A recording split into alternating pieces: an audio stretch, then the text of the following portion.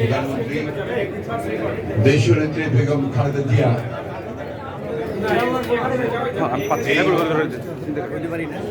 চরম অসুস্থতা,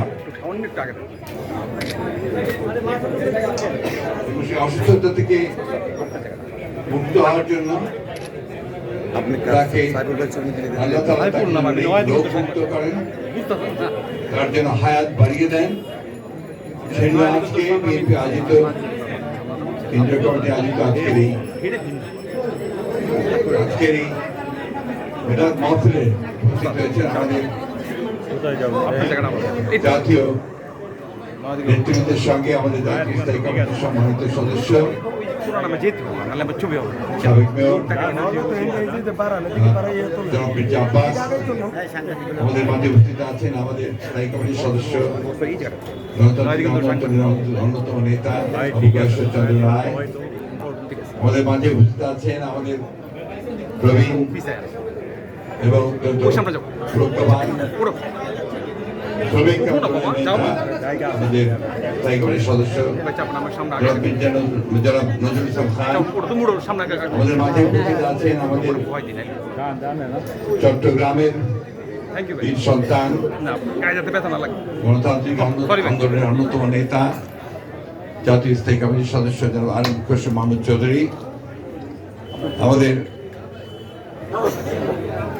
কার্যকরী পরিষদের সম্মানিত ভাইস চেয়ারম্যান বৃন্দ এবং আমাদের উপদেষ্টা কমিটির সদস্যবৃন্দ এবং যুগ্ম মহাসচিব বৃন্দ, সাংগঠনিক সম্পাদক বৃন্দ এবং বিভিন্ন বিএনপি অঙ্গ সংগঠন নেতৃবৃন্দ, প্রিয় ভাই বোনেরা, আসসালামু আলাইকুম। আমাদের দেশের নেত্রী বেগম খালেদা জিয়া তিনি আজকে এই ভয়াবহ ফ্যাসিস্ট সরকার তাদের রাজনৈতিক প্রতিহিংসার কারণে আজকে দীর্ঘকাল ধরে তিনি কারারুদ্ধ রয়েছেন। আপনারা সবাই জানেন, আমি পুনরাবৃত্তি করতে চাই না, শুধু এইটুকু বলতে চাই যে সম্পূর্ণ একটা মিথ্যা মামলায় তাকে সাজা দিয়ে উদ্দেশ্য প্রণোদিতভাবে তাকে রাজনীতি থেকে দূরে সরিয়ে দেওয়ার জন্য তাকে কারাগারে আটক করে। আমরাও জানি যে তিনি এই তার কোনো চিকিৎসা হয়নি, কমপ্লেন করেছেন, কিন্তু তৎকালীন সরকার তারা সেটা শোনেনি এবং তার সুচিকিৎসা করেনি। পরবর্তীকালে যখন তাকে হাসপাতালে নিয়ে আসা হয়েছে, সেখানেও তার কোনো সুচিকিৎসা হয়নি। বাসায় আসার পরে যখন তাকে শর্ত দেওয়া হয়েছে তিনি বিদেশে যেতে পারবেন না, দেশেই চিকিৎসা করা হবে, সেই সময় এবার কেয়ার হসপিটালে তার যে মেডিকেল বোর্ড, সেই বোর্ড বারবার বলেছে যে ম্যাডামের যে অসুখ, সেই অসুখের চিকিৎসা এখানে করা সম্ভব নয়, কারণ তার মাল্টিভেরিয়াস যে ডিজিজেস আছে, অসুখগুলো আছে, এই অসুখের চিকিৎসা করতে হলে একটা মাল্টিডিসিপ্লিনারি হসপিটাল উন্নত দেশে উন্নত মানের প্রয়োজন। বারবার এই কথা বলার পরেও বিভিন্নভাবে আমরা বলেছি, দল থেকে, পরিবারের পক্ষ থেকে বলা হয়েছে, সুশীল সমাজ বলেছে, এমনকি বিদেশি যারা মিশনগুলো এখানে আছে তারাও বারবার বলেছে, এমনকি আপনার বাইরে থেকেও কয়েকটি সংস্থা ইউটিউব সবাই তার চিকিৎসার কথা কিন্তু বলেছে। কিন্তু শেখ হাসিনা তার যে ব্যক্তিগত রাজনৈতিক প্রতিহিংসা, সেই প্রতিহিংসার কারণে তিনি দেশনেত্রী বেগম খালেদা জিয়াকে হত্যা করার উদ্দেশ্যে, তাকে রাজনীতি থেকে সরিয়ে দেওয়ার উদ্দেশ্যে তাকে কোন রকম চিকিৎসার সুযোগ দেওয়া থেকে বঞ্চিত রেখেছে। বন্ধুগণ, আমরা সবাই জানি, বারবার দেখছি যে এই আজকে আওয়ামী লীগ সরকার যারা দাবি করে যে তারা নির্বাচিত সরকার, যারা কোনো মতেই নির্বাচন করে কোনো সময় আসেনি, সম্পূর্ণভাবে একটা প্রহসনের নির্বাচন তামাশা করে জোর করে শুধু রাষ্ট্রযন্ত্রকে ব্যবহার করে তারা ক্ষমতা দখল করে বসে আছে এবং বাংলাদেশের মানুষের এক এক করে সমস্ত অধিকারগুলো তারা কেড়ে নিয়েছে। গণতান্ত্রিক ব্যবস্থাকে ভেঙে দিয়েছে, বিচার ব্যবস্থা ভেঙে দিয়েছে, মানুষের কথা বলার অধিকার কেড়ে নিয়েছে, এমনকি মানুষের যে বেঁচে থাকবার যে ন্যূনতম যে অধিকারগুলো সেগুলো তারা আজকে কেড়ে নিয়েছে। এই সরকার যারা জোর করে নির্বাচিত অবৈধ সরকার, তারা আজকে সমগ্র দেশটাকেই বিক্রি করে দিয়েছে। আমরা দেখেছেন যে কয়েকদিন আগে কয়েকজন পুলিশ কর্মকর্তা তাদের দুর্নীতির কাহিনী বেরোলো। সাবেক যে সেনাপ্রধান তার দুর্নীতির কাহিনী বেরিয়েছে, আবারও কয়েকজন দুর্নীতির কাহিনী বেরিয়ে আসছে পুলিশের। আমি অবাক বিশ্বে লক্ষ্য করলাম যে গত পরশু পুলিশের অ্যাসোসিয়েশন থেকে একটা স্টেটমেন্ট দেওয়া হয়েছে সাংবাদিকদেরকে এবং সত্য প্রকাশকে তাদেরকে হুমকি দিয়ে যে এই সত্য প্রকাশ করা যাবে না, কারণ এতে নাকি তাদের ভাবমূর্তি বিনষ্ট হয়। আজকে সারা দেশের মানুষ জানে, সারা পৃথিবী জানে যে পুলিশ বাহিনীর কিছু কিছু সদস্য তারা কিভাবে এই অবৈধ সরকারের সঙ্গে যোগ সাজেশ করে তারা বিত্ত বৈভব একটা দুর্নীতি পাহাড় গড়ে তুলেছে। শুধু তাই নয়, তারা রাষ্ট্রযন্ত্রকে ধ্বংস করছে এবং গণতন্ত্রকে ধ্বংস করার দায়ও তাদেরকেই নিতে হবে যারা এই বিষয়ে জড়িত আছে। আজকে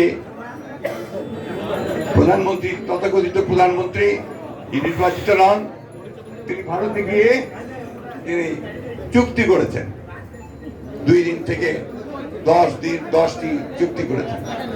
চুক্তিগুলো আমরা দেখলাম, এই চুক্তিগুলো বেশিগুলো বলাই হচ্ছে আপনার একটা মেমোরেন্ডাম অফ আর্টিকেল সই করেছেন, আর অনেকগুলো চুক্তি তারা করবেন, কারিগরি আপনার দল পাঠাবেন, সেইগুলো নিয়েছে। আমাদের যে সমস্যাগুলো, আমাদের যে তিস্তার পানির যে ন্যায্য হিসেবে আমরা পাচ্ছি না, সেই ব্যাপারে কোনো চুক্তি হয়নি। পরন্তু কি হয়েছে, তিস্তা প্রকল্পের যে প্রস্তাব তারা দিয়েছেন, সেই প্রকল্পে অংশগ্রহণ করার জন্য, অর্থাৎ সেখানে বিনিয়োগ করার জন্য ভারতবর্ষ প্রস্তাব দিয়েছে। আমাদের প্রশ্ন খুব পরিষ্কার, আমরা সবার আগে তিস্তার পানির ন্যায্য বন্টন চাই এবং ভিন্ন সমস্ত অভিন্ন যে নদীগুলো আছে প্রত্যেকটি নদীর আমরা আমাদের হিস্সাটা চাই। এটা আমাদের অধিকার, আন্তর্জাতিক আইনের অধিকার। এই কথাগুলো সরকার বলতে সম্পূর্ণ ব্যর্থ হচ্ছে। আজকে ভারতের কাছে তারা সেবা দাসে পরিণত হয়ে গেছে।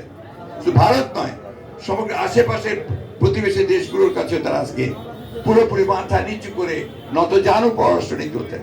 মিয়ানমার থেকে গুলি আসে, তারা জবাব পর্যন্ত দিতে পারে না। এই একটা অথর্ব নতজানু শাসক গোষ্ঠী আমাদের উপরে চেপে বসে আছে। বন্ধুগণ, দীর্ঘ বক্তব্য রাখবো না। আপনারা আজকে এখানে অত্যন্ত কষ্টের মধ্যে এখানে বসে আছেন, তার চেয়ে বড় কষ্ট করছেন আমাদের দেশনেত্রী বেগম খালেদা জিয়া। তার জীবন মৃত্যু একেবারে সন্ধিক্ষণে। আমি আপনাদেরকে বলছি যে আপনারা সবাই প্রাণ খুলে তার জন্য দোয়া করবেন। শুধু দোয়া নয়, আমাদের পক্ষে যা কিছু করা সম্ভব তার সুচিকিৎসা করার জন্য সেই চেষ্টাই আমাদেরকে করতে হবে এবং তার জন্য আমাদের যা করা দরকার সেই চেষ্টা করতে হবে। আমরা আসুন পরম করুণাময় আল্লাহ তাআলার কাছে এই দোয়া চাই যে আল্লাহ তাআলা যেন আমাদের গণতন্ত্রের প্রতীক, যিনি আমাদেরকে স্বৈরাচারের কাছ থেকে গণতন্ত্র এনে নেতৃত্ব দিয়েছিলেন, যিনি এই দেশে বহুদলীয় গণতন্ত্রকে আরো শক্তিশালী করার জন্য সংসদীয় গণতন্ত্র প্রবর্তন করেছিলেন, যিনি কেয়ারটেকার গভর্নমেন্টকে সংবিধানের সংযোজন করে তিনি এই দেশের মানুষের ভোটের অধিকারকে নিশ্চিত করেছিলেন, যিনি এই দেশের মানুষকে তার আর্থিক মুক্তির জন্য কাজ করেছিলেন, যে কারণে তখন বিদেশের পত্রিকাগুলোতে দেখা হতো ইমার্জিং টাইগার, একটা ভাগ বেরিয়ে আসছে অর্থনৈতিক দিক দিয়ে বাংলাদেশ। কিন্তু দুর্ভাগ্য আমাদের সেই নেত্রী আজকে বিনা চিকিৎসায়, আজকে বন্দি অবস্থায় তিনি আজকে মৃত্যু শয্যায়। আপনারা আল্লাহর কাছে দোয়া করেন। আমি আপনাদেরকে অনুরোধ করব, আমাদের সকল নেতৃবৃন্দের পক্ষ থেকে আসুন আমরা আজকে কায়ে মনোবাক্যে আল্লাহ তাআলার কাছে দোয়া করি যে আল্লাহ তাআলা যেন তার জান বখশে দেন, তাকে আমাদের মাঝে ফিরিয়ে দেন, আমরা যেন তার নেতৃত্বে আবার সবাই আগের মতো জেগে উঠতে পারি এবং এই ভয়াবহ দানব যে আমাদের রাষ্ট্রের, মানুষের, জাতির সমস্ত কিছু ধ্বংস করে দিচ্ছে তাকে যেন আমরা পরাজিত করতে পারি। আসুন আমরা সেই দোয়াই আল্লাহর কাছে আজকে চাই, আল্লাহ তাআলা আমাদেরকে সেই তৌফিক দেন, সেই শক্তি দেন যেন আমরা আমাদের নিজের পায়ে নিজেরা দাঁড়াতে পারি। বন্ধুগণ, আসসালামু আলাইকুম। আসসালামু আলাইকুম।